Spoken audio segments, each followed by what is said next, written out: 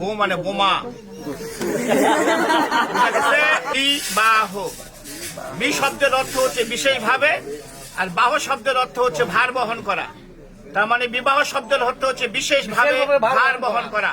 এ ভার শরীরের ভার নয়, এ ভার সংসারের ভার, এ ভার ধর্মের ভার। আজ থেকে সে তোমার সহধর্মিনী। সহধর্মিনী কাহাকে বলে? যে স্ত্রী তার স্বামীকে ধর্মের পথে নিয়ে আসে সে হয় সহধর্মিনী। সহধর্মী তোমার ক্ষেত্রে যে স্বামী তার স্ত্রীকে ধর্মের পথে নিয়ে যাবে সে হবে সহধর্মিনী। তাছাড়া হয়ে যাবে বউ, বউ মানে বোমা।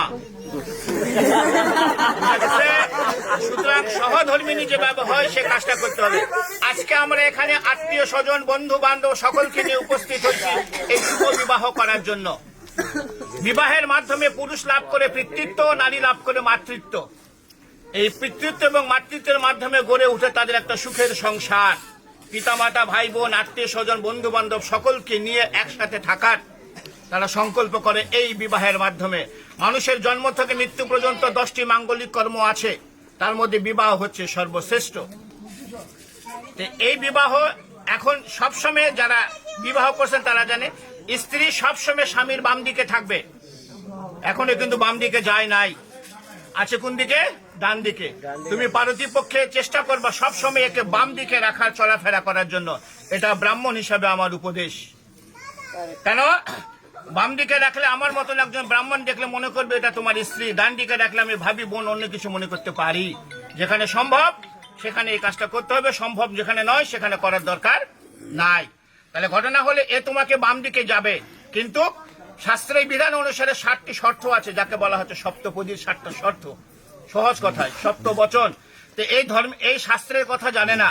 আমি এর পক্ষ হয়ে আমি এই কথাগুলো এতগুলো লোকের সামনে তোমাকে বলবো। তুমি রাজি থাকলে হ্যাঁ বলবা। হ্যাঁ অবশ্যই বলতে হবে, বিয়ে করতে চলে আসছি সে, তাহলে সে তোমার বাম দিকে যাবে। তোর ভয়ের কিছু নাই, তোমারও 5টা শর্ত আছে। তখন তোমার 5টা শর্ত এ যদি মেনে নেয় তখন তুমি একে বাম দিকে নিবে, তাছাড়া নেওয়ার দরকার নাই। এখানে প্রশ্ন আসতে পারে যে এর 7টা ওর 5টা কেন? প্রশ্ন আসতে পারে। নারী হচ্ছে শক্তি। একটা পুরুষের জীবনে নারী হচ্ছে শক্তি। যে পুরুষের জীবনে নারী থাকবে না সে পুরুষের জীবনে কোনো শক্তি নাই। তুমি পূর্ব দিকে তাকিয়ে দেখো, লক্ষ্মী নারায়ণ, রাধা কৃষ্ণ, পার্বতী, শিব, সবাই প্লিজ এরা সবাই হচ্ছে নারীকে নিয়ে চলছে। নারী হচ্ছে শক্তি, মায়ের জাত। এই জন্য আমরা এনাদেরকে সম্মান করি বলে এদেরকে সবসময় উপরের দিকে রাখি।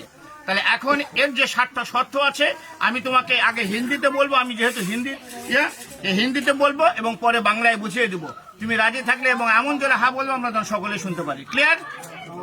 বলছে প্রথমে, হে পতি বা হে স্বামী, তীর্থ যাত্রা, व्रत उद्यापन, यज्ञ दान, पूजा पार्वन, उपवास इत्यादि शुभ कर्मों मेरे साथ लेकर करोगे तो मैं आपके बाम भाग में जाऊं। बोलছে হে পত্নী বা হে স্বামী, আজ থেকে যদি কোনো তীর্থযাত্রা, ব্রত উদযাপন, যজ্ঞ দান, পূজা পার্বণ, উপবাস ইত্যাদি শুভ কর্ম একে সঙ্গে নিয়ে করো, তাহলে সে তোমার বাম দিকে যাবে, তাছাড়া নয়। কারণ সে গোত্রান্তর হয়ে তোমার গোত্রে চলে গেছে।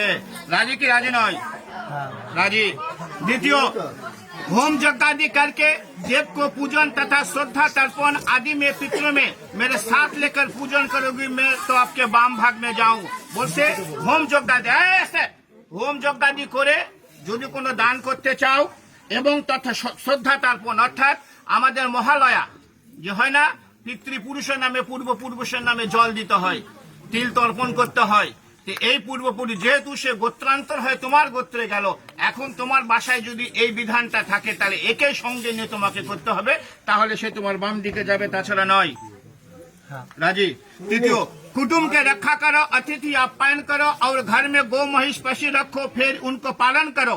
संसार धर्म में रत रहो, मैं तो आपके बाम भाग में जाऊं। बोलছে কুটুমকে রক্ষা করো, মানে অতিথি আপ্যায়ন করো। অতিথি হচ্ছে নারায়ণ।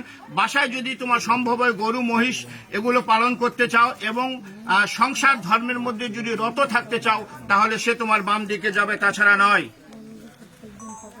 राजी। चौथे ভালো করে শুনবা, धन धान्य आदि के खर्च करो, दूसरे के घर में रखो, तो मेरे साथ पूछ के करोगे तो मैं आपके भाम भाঙবে যাও। এতদিন যা করেছি এখন থেকে ধন ধান্য আদিকে খরচ করে ইচ্ছা মতন আর খরচ করা যাবে না। দুসরেকে ঘর মে রাখো, অন্যকে যদি বাসায় রাখতে চাও, অন্য যে কোনো হোক, কোনো কাজের হোক তোমার যে, তাহলে এর সঙ্গে একটু পরামর্শ করে তাহলে তোমাকে রাখতে হবে, তাছাড়া নয়। রাজি।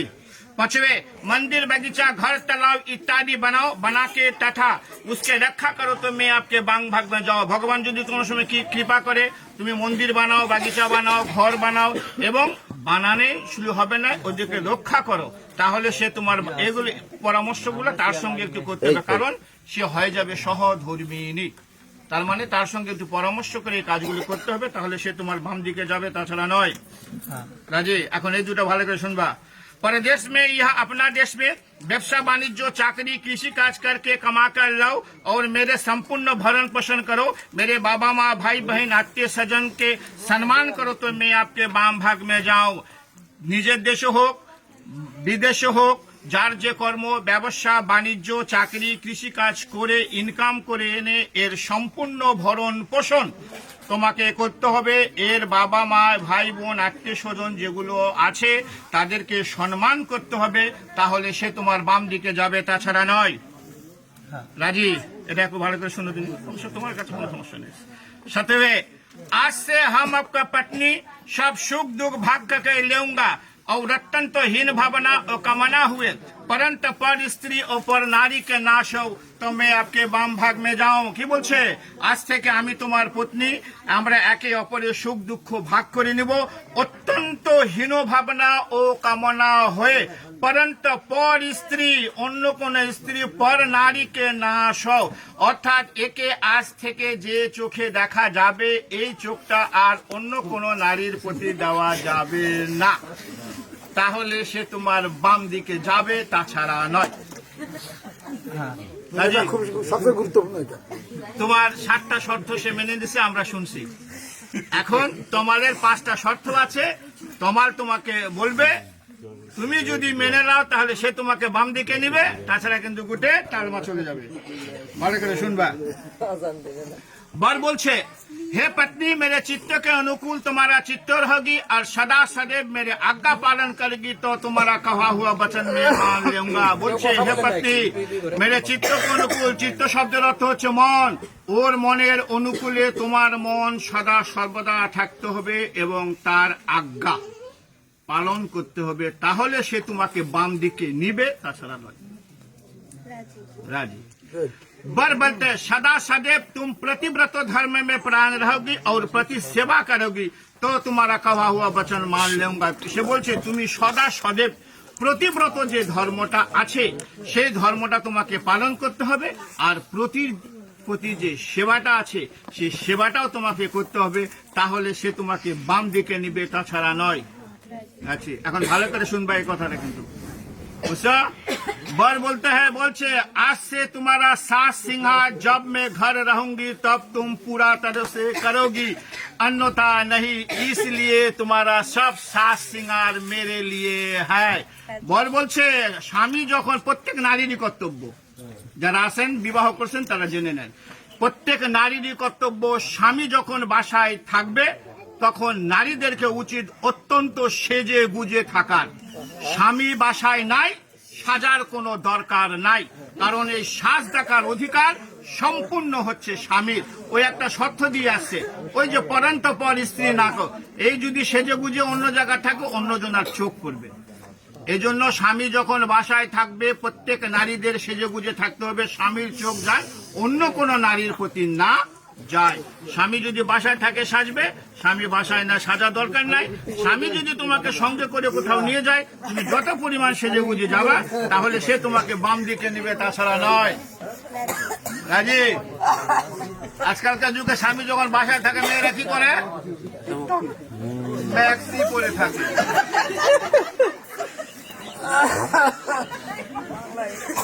4 नंबर और बोलছে, मेरे घर में मेरे बाबा माँ, सुनते को सुनबा, मेरे घर में मेरे बाबा माँ भाई बहन भाभी जी है, उसके सच आज्ञा पालन में तत्परायण रहोगी और मेरा बाबा माँ के सेवा करेगी तो तुम्हारा कहा हुआ वचन मान लूंगा। বলিছে তুমি এই পরিবারে 20 বছর 22 বছর 24 বছরের পিতামাতা ইনারা, আমি ইনাদেরকে ভুলতে বলিনি। এই পিতামাতাকে যেভাবে ভালোবাসছো এর চেয়ে দ্বিগুণ ভালোবাসা দিয়ে ওর যে পিতা মাতা ভাই বোন ভাবি আছে ওদেরকে ভালোবাসতে হবে, ওদের সচাজ্ঞা অর্থাৎ সত্য উপদেশ পালন করতে হবে এবং মেরা বাবা মা ওর যে বাবা মা আছে তাদেরকে সেবা করতে হবে, তাহলে সে তোমাকে বাম দিকে নিবে, তাছাড়া নয়। রাজি।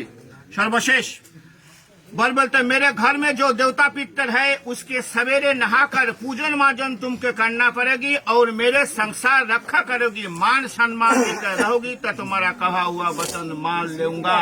বলছে আমার বাসায় যে মন্দির আছে, প্রত্যেকটা সনাতন ধর্মের বাসায় একটা ছোট্ট গৃহ মন্দির আছে, এই মন্দিরে সকালে উঠে স্নান করে পূজন মাজন অর্থাৎ পূজা পার্বণ তোমাকে করতে হবে, ওর সংসার রক্ষা করতে হবে। তুমি শর্ত দিয়ে আসছো ধন ধান্য আদিকে খরচ করো, ওই খরচ করবে না, এখন তোমাকে টাকা এনে দিবে, তুমি ইচ্ছা মতন খরচ করবা, তা কিন্তু কার হবে না। ওর সংসার রক্ষা করতে হবে, ওর মান সম্মান দিয়ে রক্ষা করতে, ওই যে শর্ত আগে দিয়ে আসছে মান সম্মান দিয়ে থাকতে হবে। তুমি সেজে গুজে আসো, আমি যাই বললাম তো তোমার বউকে দেখলাম খুব সাজে গুজে আসে, মান সম্মানের একটা হানি হবে। অর্থাৎ মান সম্মান রেখে রहोगी तो तुम्हारा कहा हुआ वचन में मान लूंगा।